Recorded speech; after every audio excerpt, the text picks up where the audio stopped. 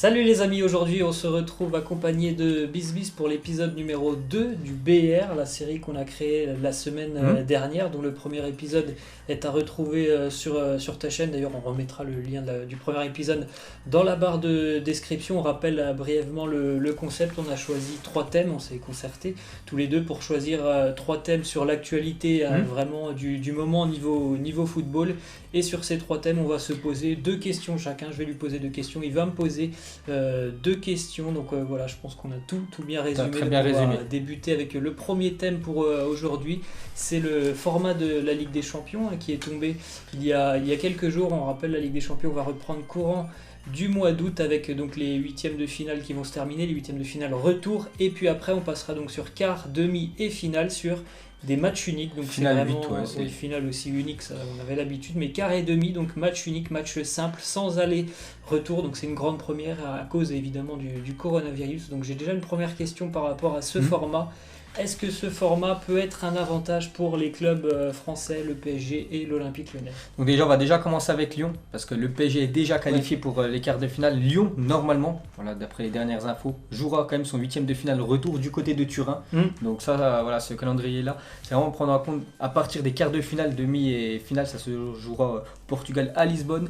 Donc Lyon, ils devront jouer bien sûr à l'extérieur du côté de Turin. Vraiment, s'ils arrivent à éliminer cette équipe de la Juventus, je pense quand même que ce sera un avantage quand même pour les clubs français. Voilà, ce format-là. Surtout, on va prendre en compte l'équipe du PSG, parce que je vois pas du tout Lyon quand même éliminer cette équipe de la Juve. On va surtout se concentrer sur l'équipe du Paris Saint-Germain. Pourquoi? Parce que déjà, on sait que le PSG souvent arrive vraiment à faire un gros match en LDC, puis le match retour, voilà, c'est un peu plus compliqué. Là, il n'y a qu'un match à sens unique, donc vraiment ils peuvent se motiver.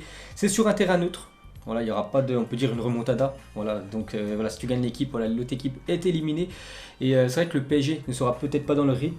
Mais voilà, le PSG, de toute façon, on sait qu'en Ligue 1, il n'y a pas trop de rythme. Voilà, on sait que c'est vraiment un championnat très moyen. Et je pense que ça peut être une très bonne formule quand même pour le PSG, pour aller très très loin cette année. Regardez, ils ont passé ce huitième de finale qui galérait depuis 3 ans. Je pense que ça peut être une belle année, au moins pour atteindre, pourquoi pas, les demi-finales. On verra, voilà, ils vont affronter qui, bien sûr, lors du tirage au sort, qui est le 8 juillet prochain. Mais pour répondre à ta question, est-ce que c'est un avantage pour les clubs français? Moi, je te dis oui. Donc maintenant, c'est moi qui va te poser une question. Donc, est-ce que les matchs simples, est-ce que c'est une bonne idée? Parce qu'à partir, les huitièmes de finale, là c'est les huitièmes de finale retour, mais par exemple, quart et demi, c'est juste des matchs simples. Donc, est-ce que pour toi, c'est une bonne idée d'avoir fait ça, où il aurait fallu mettre match aller et match retour?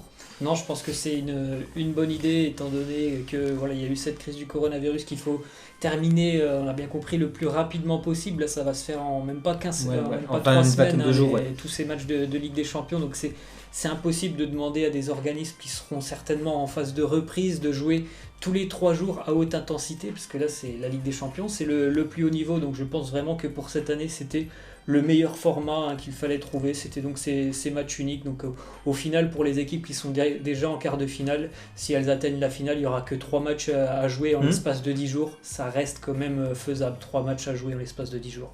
Ensuite, une autre question, c'est la mienne, c'est par rapport au tirage au sort pour le Paris Saint-Germain qui est déjà donc qualifié pour les quarts de finale. Quel serait le meilleur tirage pour le PSG? Donc pour l'instant, voilà, quand on fait la vidéo, on ne sait toujours pas les résultats des autres huitièmes de finale, mais bon, on sait déjà qu'il y a déjà des équipes qualifiées, comme l'équipe du PSG, l'Atlético, qui a éliminé quand même l'équipe de Liverpool, l'Atalanta Bergame, le RB Leipzig, c'est déjà les 4 sûrs qu'on connaît. Le Bayern a de grandes chances quand même qu'ils soient qualifiés avec leur 3-0 du côté de Chelsea. La même chose avec City quand même, parce que 2-1 au Real Madrid, je vois quand même City éliminer cette saison le Real. Donc parmi toutes ces équipes-là, pour moi le meilleur tirage vraiment pour le PSG, je vois quand même 2 équipes. Pour moi, le meilleur tirage, ce serait quand même les Italiens de l'Atalanta Bergame. Pour moi, ce serait vraiment le meilleur tirage, surtout que c'est sur un terrain neutre. Et pour moi, l'effectif du PSG est supérieur à cette équipe de Bergame. Pour moi, c'est le meilleur tirage pour le PSG. Et Leipzig aussi, même si je sais que Leipzig a fait un très gros confrontation contre Tottenham. Je pense que Leipzig et l'Atalanta Bergame, pour moi, c'est vraiment le tirage parfait pour le Paris Saint-Germain. Et il pourrait, pour moi, passer ce quart de finale et filer directement en demi. Et pour finir, donc dernière petite question sur ce sujet Ligue des Champions, qui pour toi tout simplement va gagner cette LDC? À l'heure actuelle, j'en ai déjà parlé, pour moi le Bayern Munich m'impressionne énormément. Après, je l'ai déjà aussi dit, il faudra voir comment sera le Bayern dans 2 mois, puisque au final le championnat allemand il va se terminer fin du mois de juin. Donc entre le mois de juin et puis la reprise pour le Bayern qui sera certainement le 12 août, ils sont déjà, ça sera le 7, mais bon, ils ont gagné 3-0. Il y a quand même un mois d'arrêt pour les Bavarois. Il peut se passer beaucoup de choses. Est-ce que les joueurs vont rester à l'entraînement pendant un mois? Est-ce qu'ils vont avoir des petites vacances quand même? Je ne sais pas. En tout cas, à l'heure actuelle, pour moi, mon favori, ça serait le Bayern Munich. Ensuite, on va continuer, les amis, avec le deuxième sujet de cette vidéo. C'est le transfert de Timo Werner, officialisé il y a quelques jours. Il quitte donc l'Allemagne et le RB Leipzig pour s'engager en Première Ligue avec les Blues de Chelsea. Je vais te laisser commencer avec ta première question. Donc première question déjà, est-ce que c'est un bon choix de carrière pour lui de quitter l'Allemagne, son club du RB Leipzig? Je ne sais pas si c'est son club de toujours, non, il a déjà joué dans les autres clubs, mais c'est vraiment le club où il a explosé, et de rejoindre cette équipe, cette grosse écurie anglaise. Moi je pense que oui, c'est un bon choix de carrière, puisque c'est vrai que Leipzig c'est une équipe qui est très impressionnante depuis quelques années. On va dire que c'est un nouveau club, ils sont arrivés au plus haut niveau depuis 4 ou 5 ans. Maintenant ils sont assez réguliers, depuis 3 ans en Ligue des Champions maintenant. Mais si on compare Chelsea et Leipzig, il y a 2 mondes d'écart. Il y en a un qui a un sacré palmarès, il y a l'autre, c'est un club, je crois il a été créé en 2009, le RB Leipzig. Donc évidemment pour moi c'est un bon choix de carrière, c'est la suite logique dans sa carrière, surtout en plus que Chelsea, on a l'impression que c'est fini, les années depuis 2-3 ans où il y a beaucoup de départs mais pas trop de recrues. Là on a l'impression qu'ils veulent vraiment injecter, qu'ils ont déjà injecté pas mal d'argent pour essayer de construire une belle équipe sur les prochaines années. Donc il y a un projet plutôt intéressant, donc je pense vraiment que c'est un choix plutôt pas mal pour Werner de quitter l'Allemagne. On va enchaîner avec ma première question. C'est une question qui concerne un autre joueur, c'est un Français, c'est Olivier Giroud. Que va devenir Olivier Giroud avec l'arrivée de Timo Werner? Ça c'est une très très bonne question, parce que Giroud qui jouait déjà très peu avant, pourtant il y avait pas de grosse concurrence quand même du côté de Chelsea. Maintenant avec l'arrivée de Timo Werner, ça va être vraiment très compliqué pour le Français. Quel avenir? Le mieux, moi je pense, donc déjà il a prolongé d'une année Olivier Giroud jusqu'en 2021. Le mieux, parce que lui il veut vraiment jouer, pour pouvoir jouer l'Euro 2021 l'année prochaine avec la France, le mieux c'est un départ. Certainement après, je ne sais pas, dans une équipe où il pourrait jouer. Mais il faut surtout que Giroud, s'il veut jouer à l'Euro l'année prochaine, il quitte bien sûr cette équipe de Chelsea. Parce que si Chelsea, les gars, a mis 60 millions quand même sur Timo Werner, c'est pour le faire jouer, c'est pas pour le mettre sur le banc. Et surtout, il est plus jeune, pour moi il est meilleur bien sûr que Giroud. Donc le mieux, je pense, c'est un départ pour l'attaquant français. Ensuite, 60 millions pour lui, c'est vrai que transfert jusqu'en 2025, il a signé un contrat de 5 ans, donc 60 millions pour Timo Werner. Donc ma question, est-ce que tu trouves que c'est beaucoup ou pas pour ce joueur? Alors moi je trouve vraiment que c'est un prix qui est très très très raisonnable. Après je pense vraiment que la crise du coronavirus est entrée là-dedans.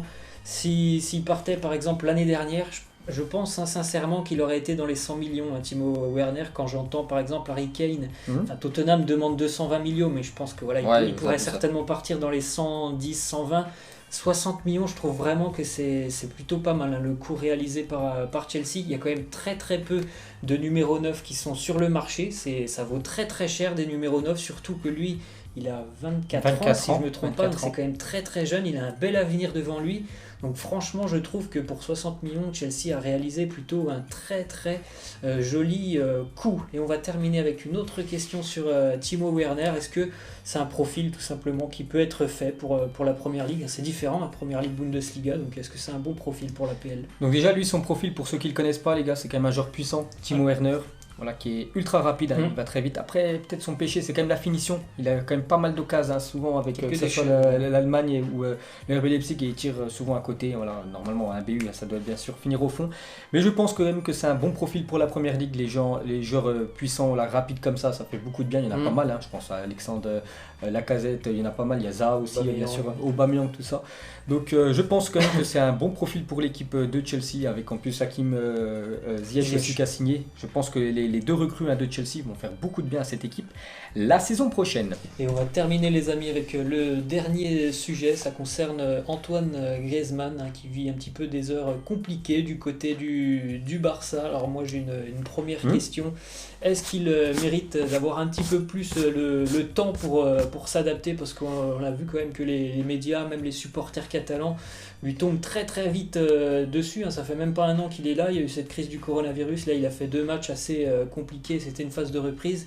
Et tout le monde l'a quand même bien lynché. Je trouve qu'il mérite moi un petit peu plus de temps. Je sais pas ce que tu en penses. Je suis du même avis que toi. C'est vrai que dès qu'il est arrivé, voilà, rien que les premiers matchs, il a eu beaucoup de mal. Voilà, il y en a beaucoup qui le critiquaient. C'est vrai qu'Antoine Griezmann, donc le problème, c'est qu'il vient déjà d'arriver dans un autre club, voilà, que l'Atlético Madrid. Et avant, à Madrid, tout le monde jouait pour lui. Voilà, c'était la star de l'équipe. Et maintenant, voilà, du côté de Barcelone, on sait qui bien sûr est la star de cette équipe. Donc il y a eu beaucoup de changements pour Antoine Griezmann. C'est pour ça que ça se ressent un peu sur le terrain. Voilà, il commence souvent titulaire et souvent, à partir de l'heure de jeu, il sort déjà parce que voilà, il est très moyen. C'est vrai qu'il est plutôt moyen quand même, Antoine Griezmann. Mais il faut laisser du temps, les gars. Voilà, souvent les joueurs, quand ils arrivent dans un club, par exemple, regardez un exemple, Nicolas Pepe du côté de Lille l'année dernière, qui était exceptionnel. Il est venu à Arsenal et il a beaucoup de mal. Donc il faut laisser quand même 1 ou 2 saisons. Mais c'est vrai que je comprends les dirigeants du Barça qui ont mis plus de 100 millions d'euros bien sûr sur Griezmann. Ils attendent directement l'investissement. Voilà, c'est ça. Donc je pense qu'il faut quand même laisser quelques temps. Mais voilà, ça reste quand même un très très grand joueur bien sûr, Griezmann. Donc pour moi, première question, donc, doit-il jouer dans l'axe? Parce que actuellement, Quique Sétienne le fait jouer ailier gauche. C'est peut-être pour ça qu'à chaque fois il est décevant. Regardez, si vous regardez en équipe de France, il joue quand même derrière Giroud, voilà, vraiment dans l'axe. La même chose quand il était du côté de l'Atlético Madrid, c'est un faux numéro 9, 10. 10. Voilà. Donc est-ce qu'il doit jouer dans l'axe pour être plus performant tout simplement? Je pense que oui, certainement que lui, il apprécierait vraiment de jouer dans l'axe. L'exil sur le côté, ça n'a pas l'air de lui plaire énormément du côté du Barça. Après, le gros problème aussi, c'est que c'est un peu bouché quand même du côté du Barça pour avoir une place dans l'axe quand il y a Messi et maintenant en plus Suarez qui est là, qui va revenir titulaire certainement dans les prochains matchs. Ça semble très très compliqué pour lui de se trouver une place dans l'axe. Je pense qu'il faut qu'il s'habitue tout simplement à être sur le côté.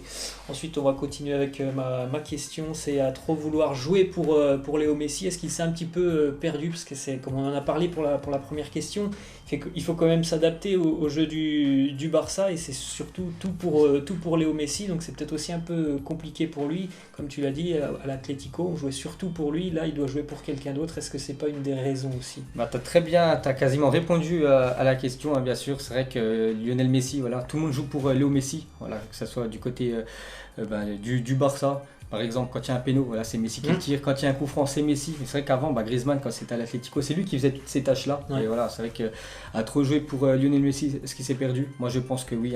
Peut-être c'était un trop gros club pour lui. Il aurait dû rester dans cette équipe de Madrid, mais bon, voilà, c'était son rêve de toujours, bien sûr, d'aller dans cette équipe du Barça. Mais voilà, il voit quand même que c'est compliqué, le joueur français. Et la dernière question, pour l'instant, pour toi, après c'est quasiment 8 mois du côté de Barcelone, donc c'est simple, est-ce que c'est un top ou un flop? À l'heure actuelle, je pense que c'est un flop. Il doit faire mieux. Tout le monde attend mieux de lui du côté du Barça. Après, on en revient toujours à cette question d'adaptation. Je me souviens aussi de sa première année du côté de l'Atlético Madrid. C'était aussi quelque chose de différent pour lui. Il venait de la Real Sociedad. Il avait mis, je me souviens, plus d'1 an avant de trouver ses marques du côté de l'Atlético. Donc je pense que voilà, peut-être dans quelques mois, d'ici l'année prochaine, ça sera beaucoup mieux. Et en tout cas, c'est ce que j'espère pour lui du côté du Barça. Mais il est vrai qu'actuellement, le retour sur investissement des dirigeants catalans est un petit peu compliqué. Donc plutôt un flop pour le moment. Voilà les amis. C'est la fin de cet épisode 2 du BR. Nous, on vous laisse, on vous dit à la prochaine, certainement la semaine prochaine pour l'épisode 3 qui sera sur sa chaîne. Voilà les amis, ciao. Ciao.